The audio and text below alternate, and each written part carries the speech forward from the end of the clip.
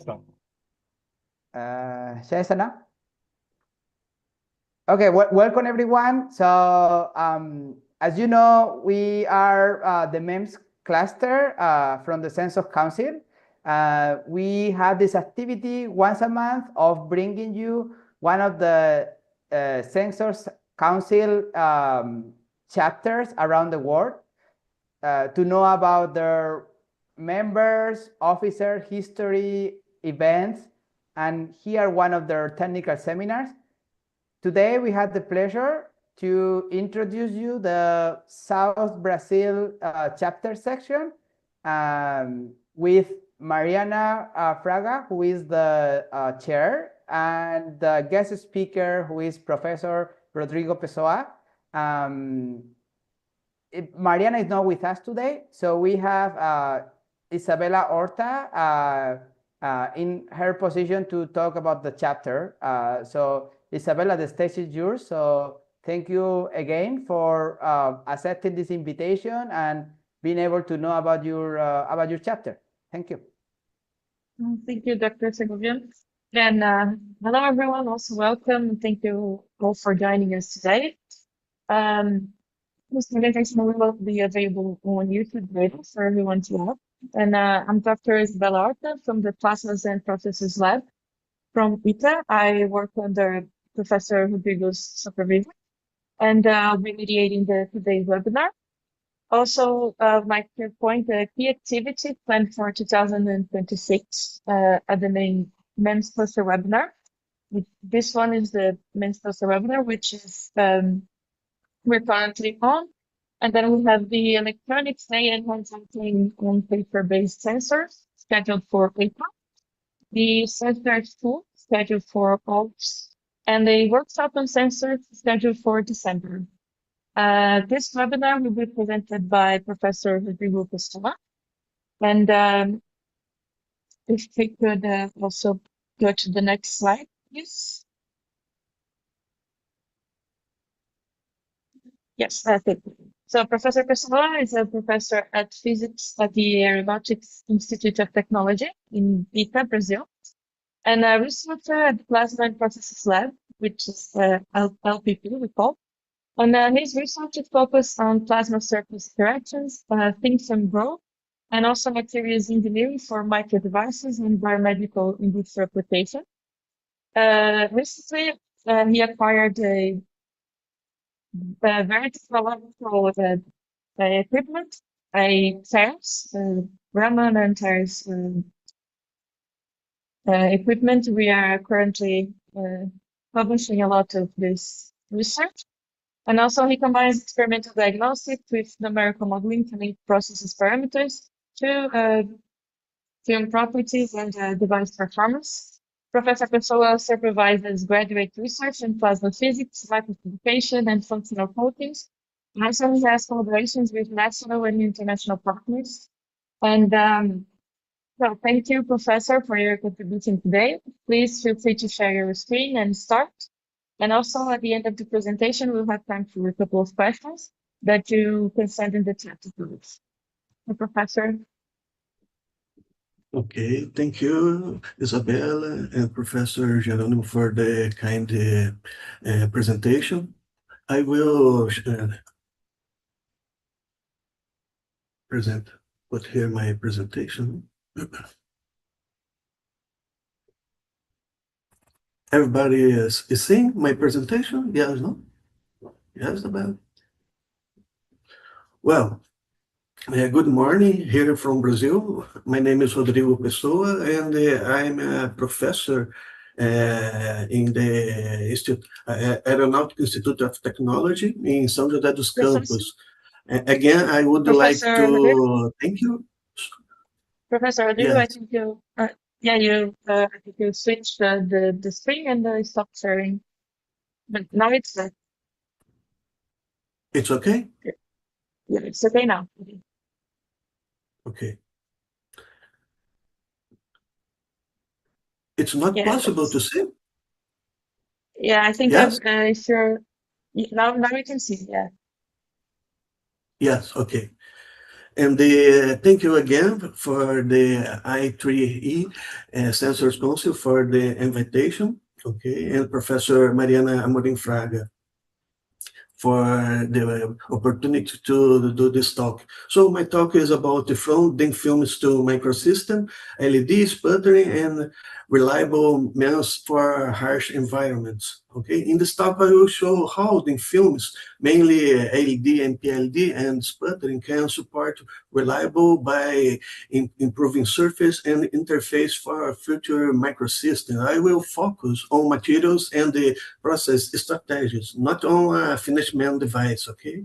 And today, in the of this presentation, I will briefly present the CAMIND project, that is a clean room initiative here in the Plasma and Processes Laboratory. Well, it's good to start with the presentation of the city, what we live and do the research, you know. Here is the city of São José dos Campos, and the São José dos Campos is between São Paulo city and Rio de Janeiro. So this is a dense innovation corridor in Brazil, because there are a lot of universities and the companies such as Embraer, for example, and they all this microsystem of innovation depends in today and the near future, you know, of advanced materials, thin films, and future microsystems. Here I highlight the DCTA, that is the Department of Aerospace Science and Technology, which brings together key national capabilities in aerospace research, engineering, and strategic development. Okay, within this structure, ITA, that is the institution that we work, okay, plays a central role in education and research, forming talent and generating technologies in areas that range from fundamental engineering to enabling platforms for advanced systems. Within it, we have the Plasma and Process Laboratory, the LPP, and as Isabella said, we work with the microfabrication techniques, but also we develop a lot of plasma equipment, ranging from thermal plasma devices to non-thermal plasma operating at low and the atmospheric pressure. Here we have a plasma torch operating in atmospheric pressure. Here, a plasma torch operating at vacuum. Applications, for example, for entrance tests, okay, of materials simulation. Here we have surface wave discharge for treatment of liquids, and here, for example, of plasma nitriding. The laboratory is composed by 6 professors and more than 50 students nowadays. Well, here we have the combined stressors that typically define requirements for microsystem and microelectronics intended for real-world mismatch. Okay, we have, for example, thermal cycling that drives mismatch stress and fatigue. We have a vibration that promotes micro cracks in the devices, humidity that enables leakage and the electrochemical pathways, for example, corrosives that attack metals and interfaces, and radiation that can induce charge-related effects in dielectrics, for example. It's important to keep in mind, okay, that these stressors act together and accelerate device degradation. Under these conditions, lifetime is often limited by material stability, and are largely governed by surface and interface. For this reason, thin films serve as reliable levers, not only as a functional layers. That is important to have in mind for this presentation. This leads to this slide here leads to the key thesis of this talk. Reliability is often controlled by surface and interface, not only by mechanical structure of the device alone. Okay. Many early failures initiate at the boundaries such as adhesion loss, interfacial, diffusion, corrosion pathways, charge trapping, and the delamination. Even when a bulk structure is mechanically sound, small interface defects, impurities, or transport pathways can dominate the lifetime, especially under humidity and thermal cycling.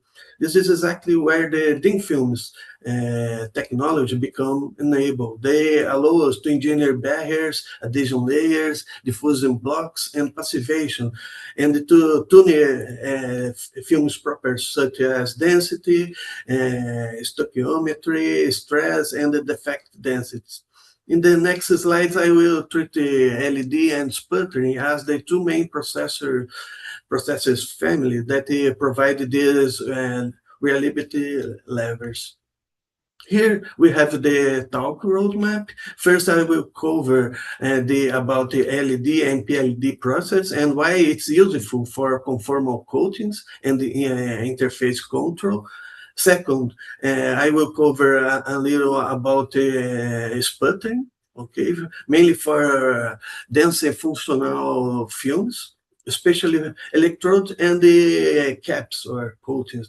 Thirdly, I will show a little about the integration and some case studies that we can find in the literature. And finally, I will introduce about the Kamite project in ITA, that is our clean room initiative that is under development. Let me start about the LED and PLD basics. Okay, here we have summarized of the three core attributes that make LED and the PLD, the plasma enhanced atomic layer deposition, so useful for reliability or oriented thin films. The process is self-limiting, precise, and conformal.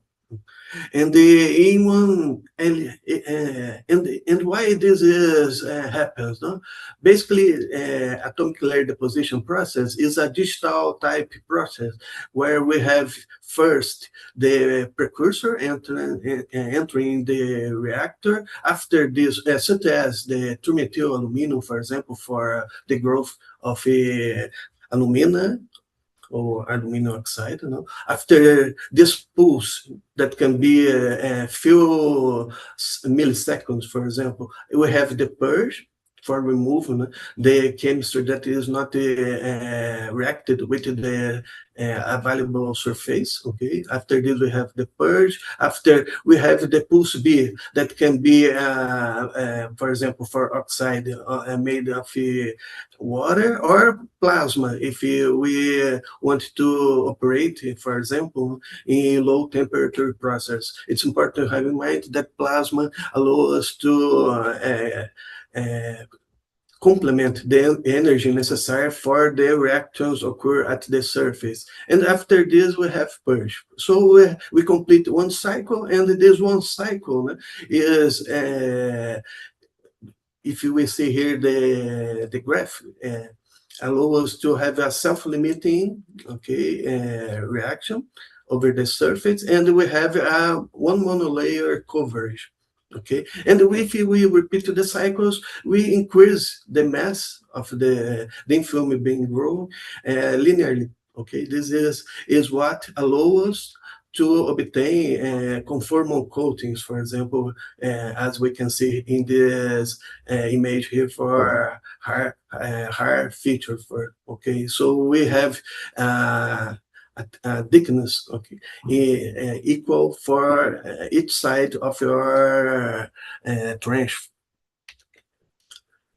After LED basics, the key question is, what does the plasma add? Here we have in the left side the comparison between thermal LED, and in the right side the PLD process. In thermal LED, the correctant step, or I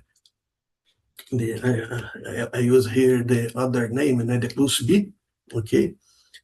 Step depends mainly on reactor temperature. If the thermal budget is limited, reactions can be less complete, and film may include, for example, more impurities. Okay. In PLD, the core activity steps includes a plasma.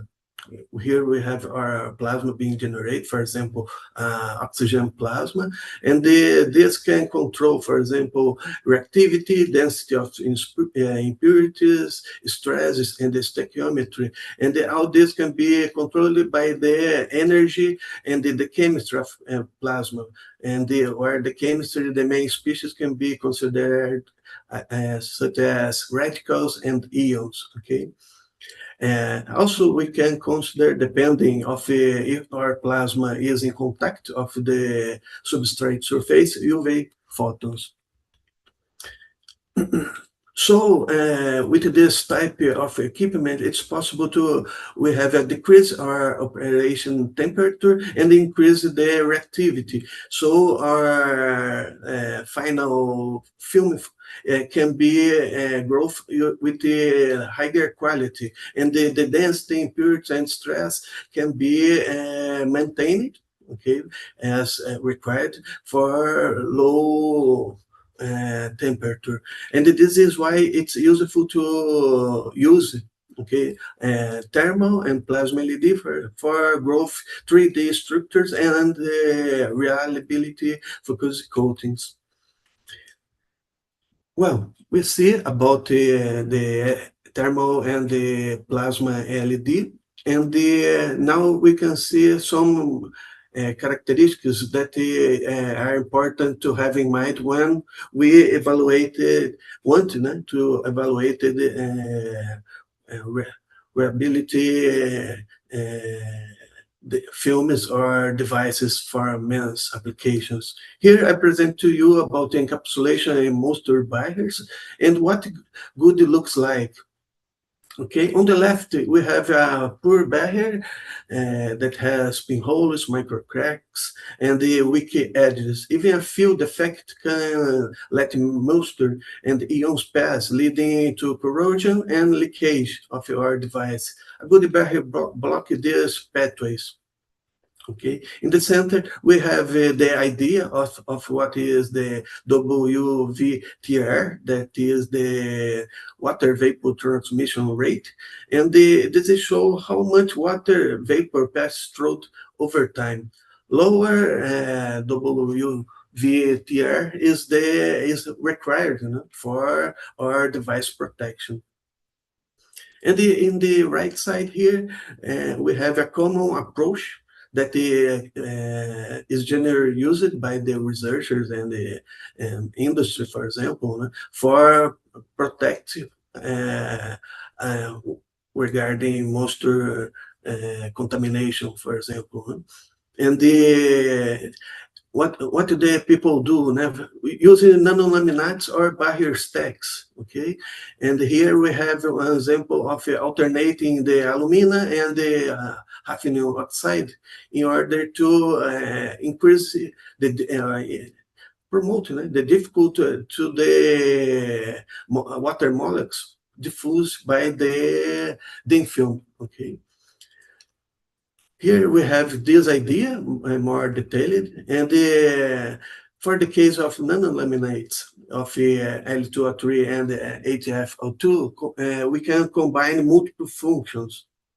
Alumina contributes for a dense barrier, and the alternating interface created by the turtles, okay, patch that interrupt the defect propagation, for example. And the hafnium oxide supports the electric functionality when it's necessary. Finally, the multi-layer architecture helps us to manage stress and hinder cracks growth versus the single monolayer.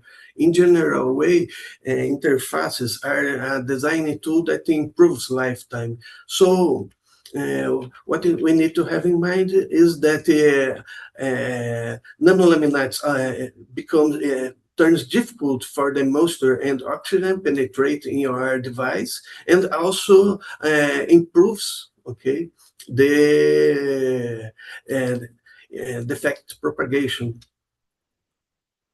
Here we have another slide that is about the interface and adhesion.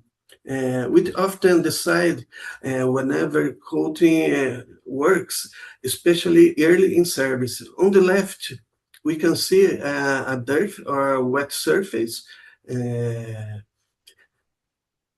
For example, here with the hydrocarbons, particles, native oxide that leads to non-uniform nucleation in the first steps of the LED cycles. Okay, and that creates voids and weak spots. And under humidity and thermal cycling, these spots becomes ingress pads, and the lamination here start to occur. In the middle, we have surface preparation that aims to create uniform active sites. This surface preparation can be performed by different types of process, such as solvent cleaning, plasma, ozone, or UV cleaning, the hydration bake, okay, that help the film to start evenly from the first LED cycle. On the right, some stacks still need adhesion interlayer, and it improves bonding, reduces stress, and the interface, and it helps stop crackings. The result is a more robust coating under the same conditions. Here, it's possible to see why conformability matters in LED process for MEMS devices. On the left, we have the line of sight deposition of thin films, and deposition, and the film is thick here in the up, okay, and may not reach the bottom of the deep features. This is a common example of a magnetron sputtering deposition, for example. That is a directional deposition, so the uniformity along holes, for example, it's not good. Okay, so shadowing can leave gaps, and narrow openings can close before the inside is coating. These weak spots become easy pets for moisture and corrosion. On the right, we have an example of a conformal LED deposition here. Okay, so the film thickness is very uniform, and the for the top, the sideways, and the bottom. As a result, even high aspect ratio trenches, vias, and cavities can be continuously coated and effectively sealed, including critical edges and corner. So, without conformability, the design is constrained by coverage.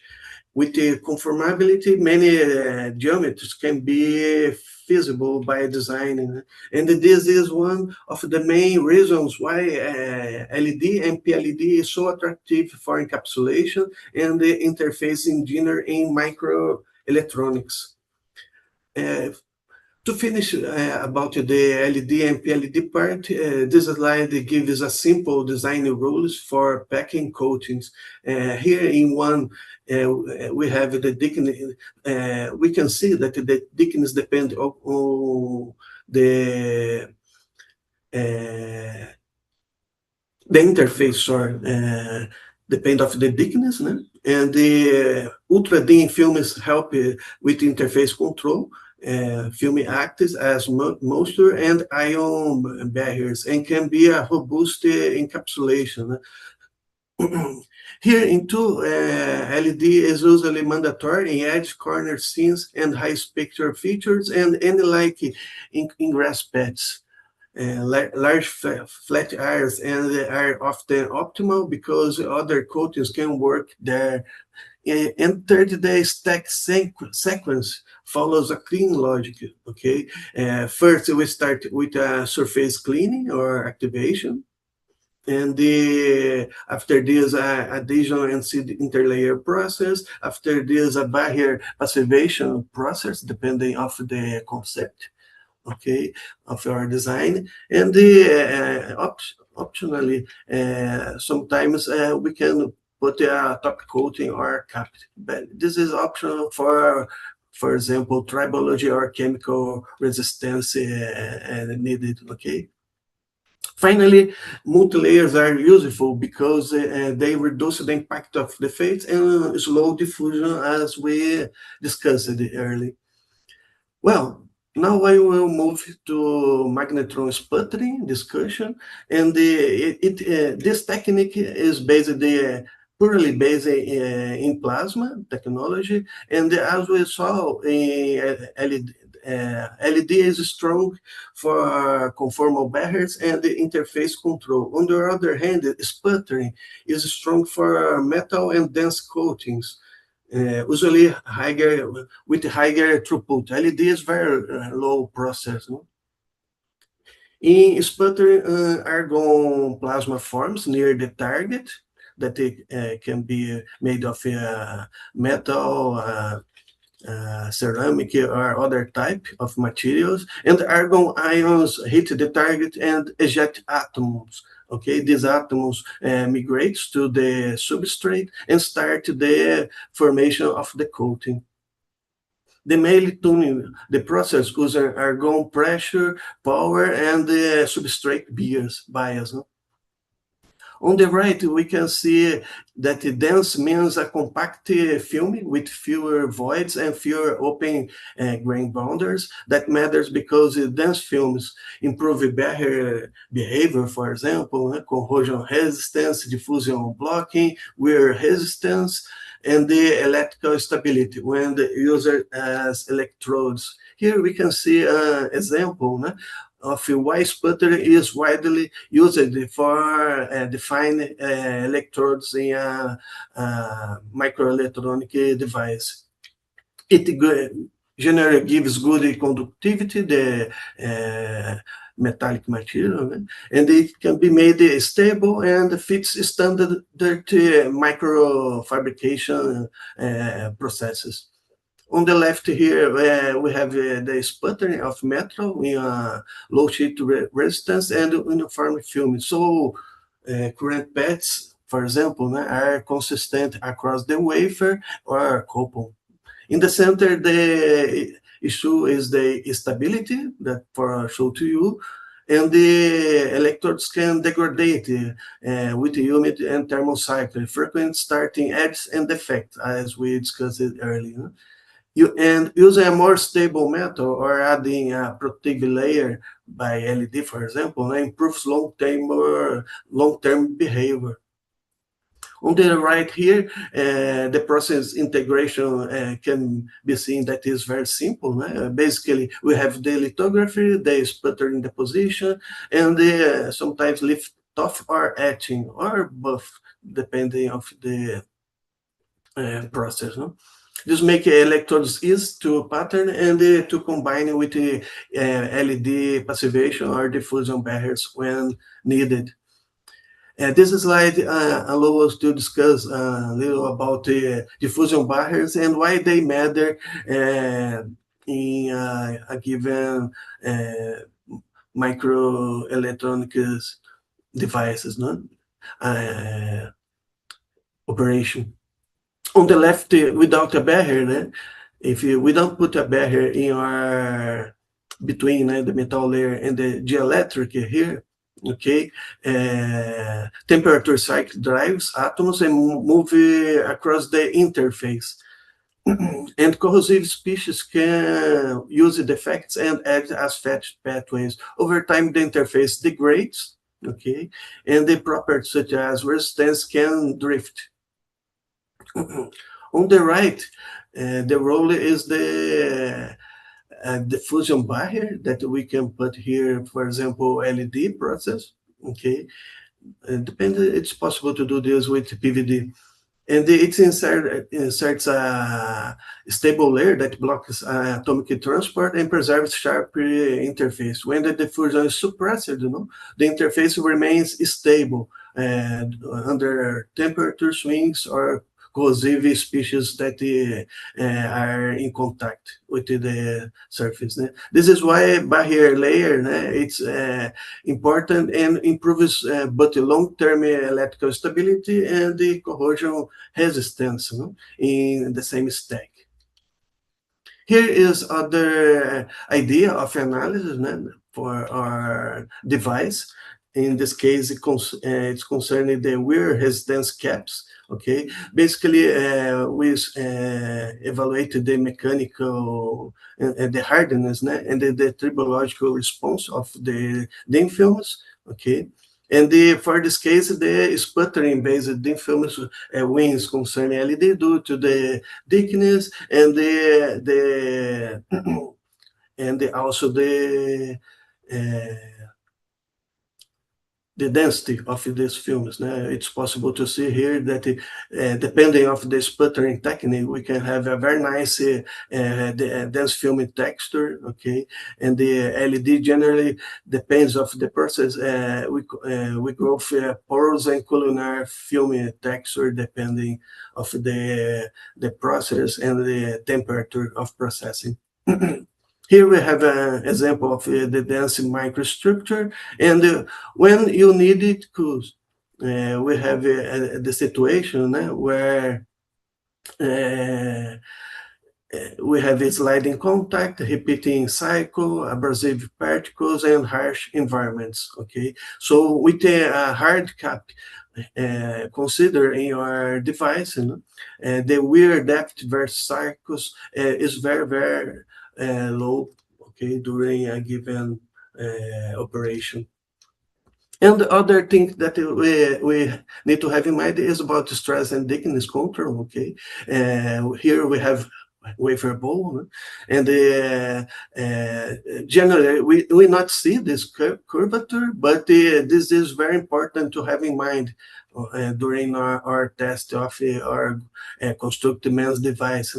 The hidden cooling is this type of a situation of compressive stress or tensile, okay, and this can generate cracks at the interface, for example, and that starts the lamination. In high, usually we tune the stress of the films.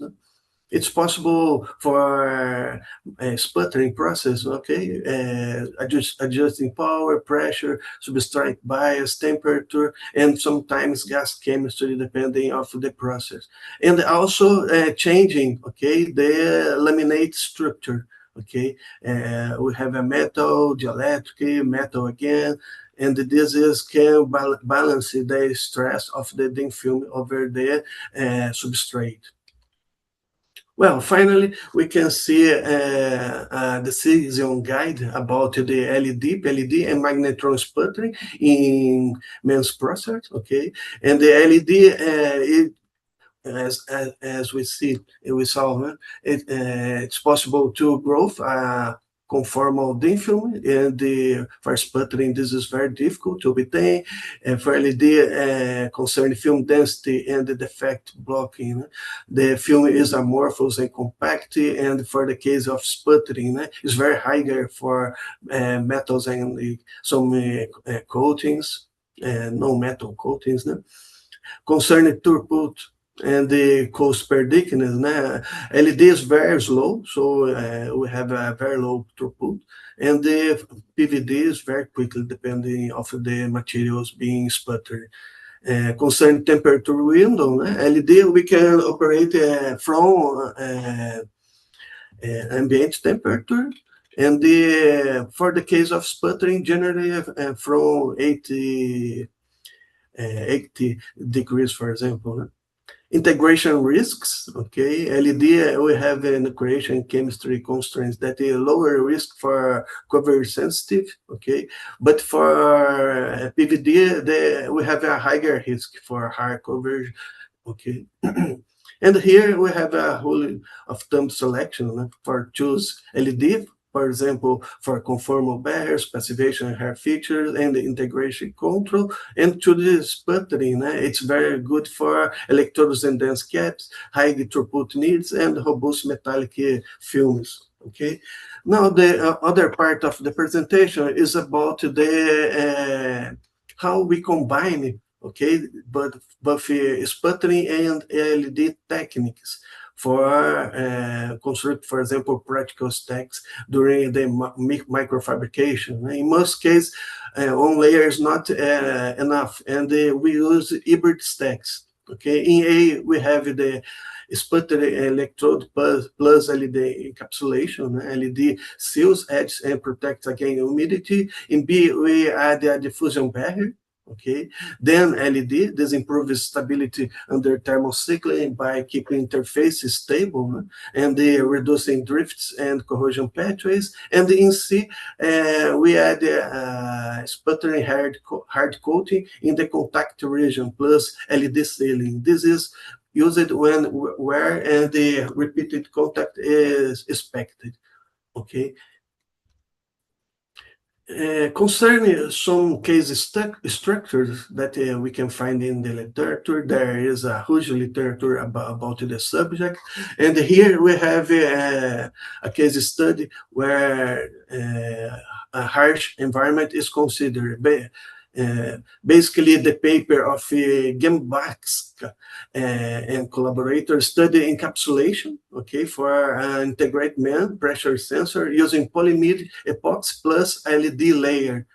Okay, here we have the figure before, where this, the LED layer basically is made of if I remember, alumina and the titanium, tantalum pentoxide. Okay, so when they only consider the LED layer in this part of the device, okay, and it do the chemical testing, okay, they observed that the chip surface, bond pads, wires, and the dicing edge stayed exposed, and they suffer the corrosion. Okay, for improve this, what they do, they protect the edges with the polyimide epoxy, and after this they put the atomic layer in film. So in this case, the drift with the time is very low. And the aging analysis evidence that is a very, very nice encapsulation for harsh environment, in this case for saline exposure. This is another interesting work that can be found in literature. It's about the LED, LED2 and parallel CB layer that improves the long-term stability on complex 3D geometry. Basically, the authors use the Utah electrode array, that's very common for a neural interface for clonic implantation, for example. And this, they see that the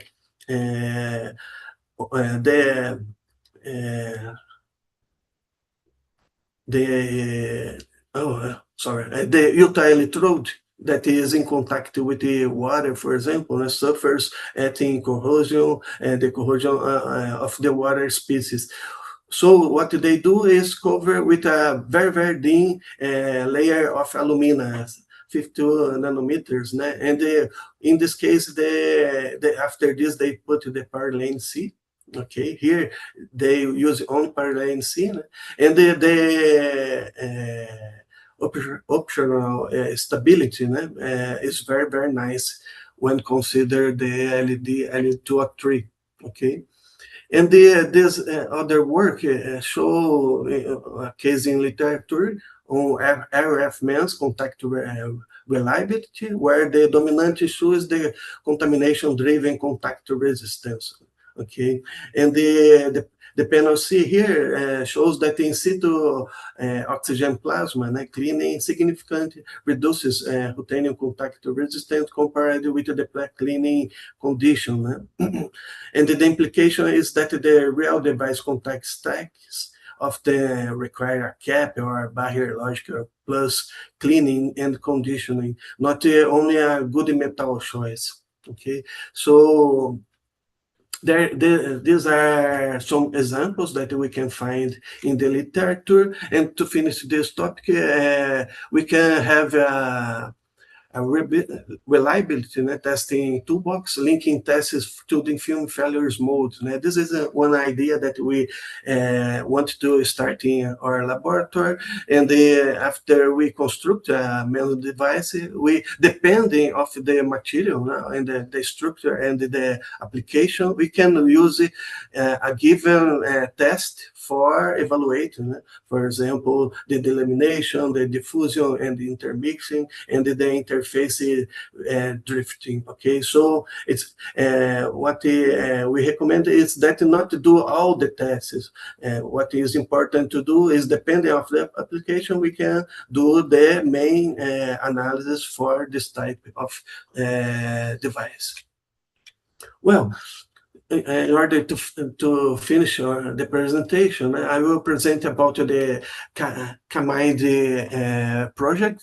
That is, the CAMIND is the Advanced Center for Micro and Nanotechnology for Defense and National Industry. The coordinator is the Professor Engenheiro Soares da Silva Sobrinho, that is the leader of our laboratory. And the objective is to establish a microfabrication center dedicated to sensors and electronic devices, okay, and mainly for aerospace and the defense applications. And the center will be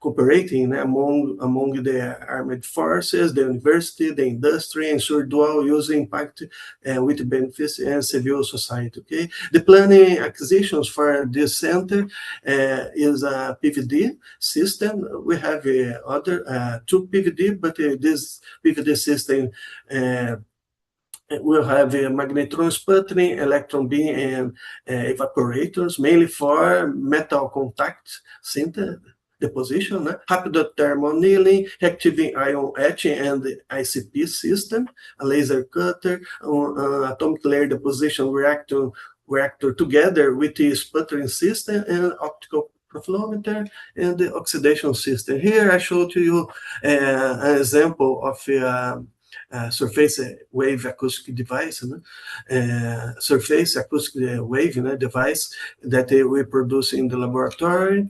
And here we have the plant of the clean room. The clean room is basically 100 per 100 meters area, okay? And here we have the place where we do the lithography. Okay, we have the photolithography system and a maskless lithography system for do the masks, the definitions of the device. And here in the right side, we have the two magnetron sputtering system. One is used for gallium nitride, and the other one for titanium nitride and titanium oxide. Okay, here we will put the other magnetron system, atomic layer, deposition system, and the reactive ion etching. I'm sorry, here is in Portuguese, but this is an example, other example of a sensor surface wave, a surface acoustic wave device that are developed in our laboratory. Okay, and in this case, using gallium nitride, titanium, and copper for construct the device. And the potential application is for aerospace, industry of oil and gas, and for automobile. Here I show you the LED system. That this LED system is very interesting because we have two reactors that are put together in a gate valve. The up reactor is the LED, and the bottom reactor is the PVD system. So everything that I discussed with you today, it's possible to do in this type of reactor, and it's possible to construct, for example, nanolaminates of metal, for example, and the oxides.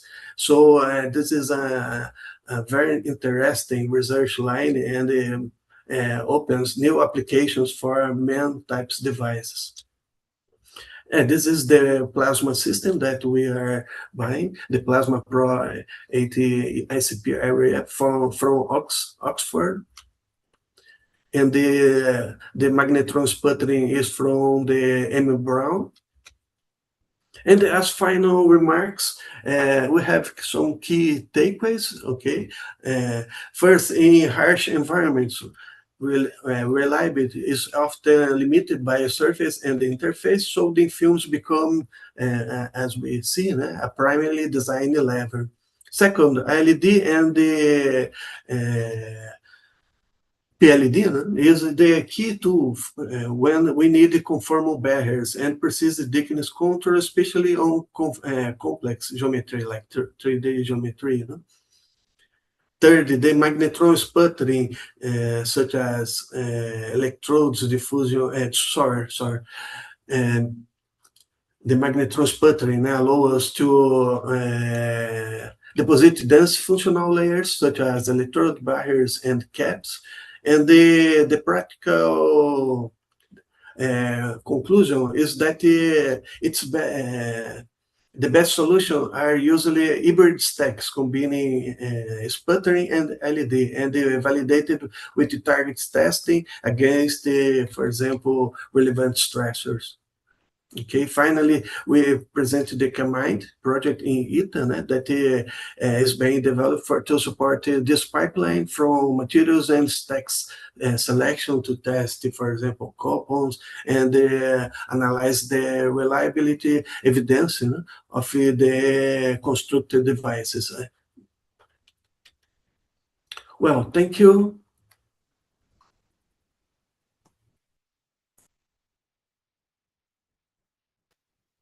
Thank you, Professor Pessoa. I invite everyone that joined us today to ask questions. We have time for a couple of questions, I believe. If you could send on the chat, and then we can move to Professor. In the meantime, I have a question while everyone thinks about something. So you mentioned a lot of the projects in the lab and the various systems that you can work with.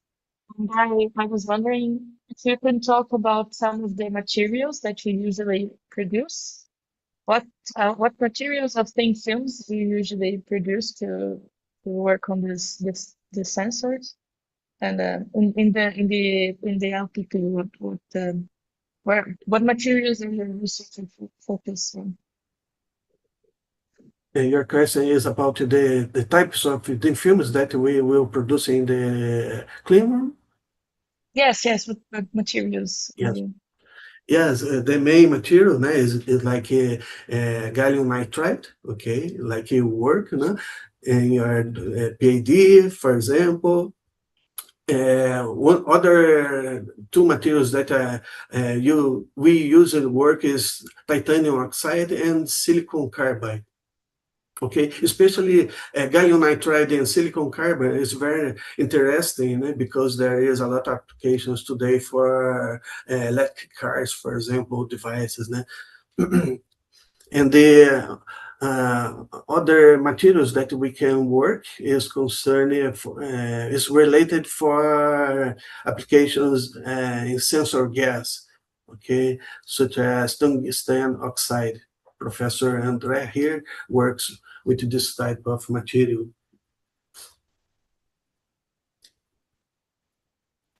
Okay, thank you, Professor. Nobody sent any other questions, so I think yes. Professor Geronimo? Yeah, thank you, Professor Pessoa. A great presentation.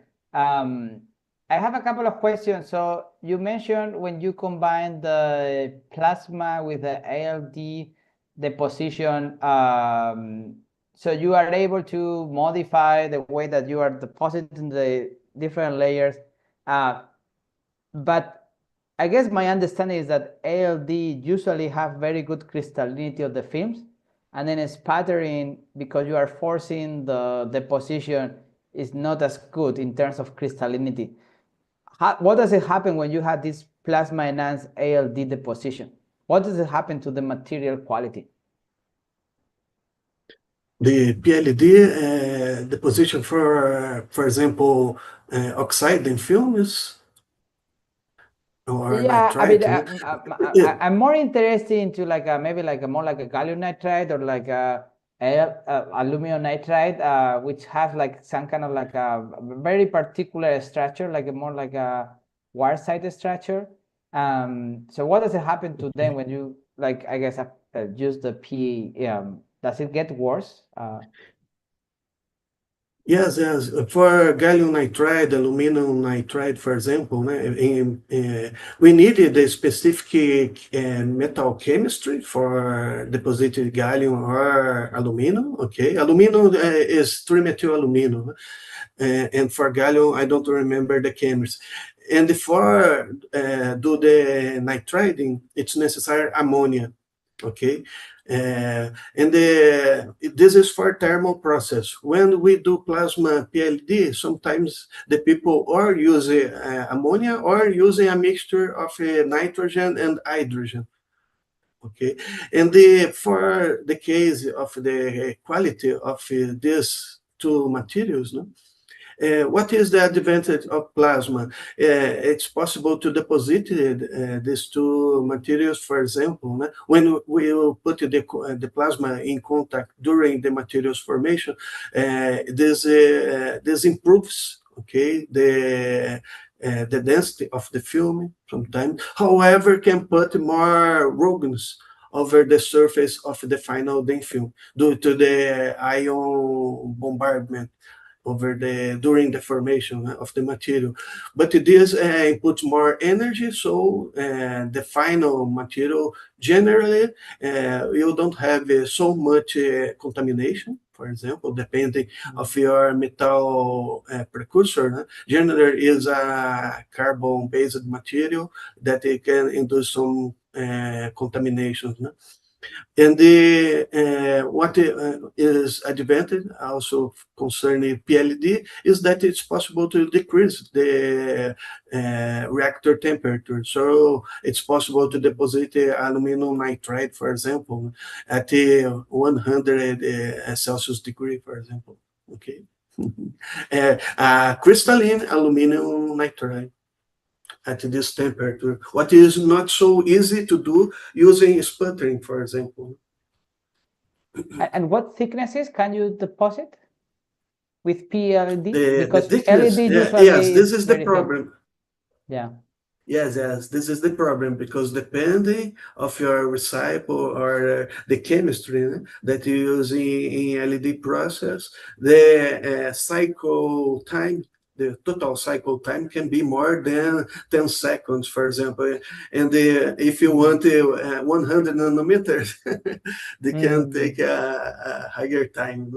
So the I throughput guess for LED is not my good. question, so the PLED doesn't speed up the process. It's always limited by the way that you are Yes. cycling through the ALD, right?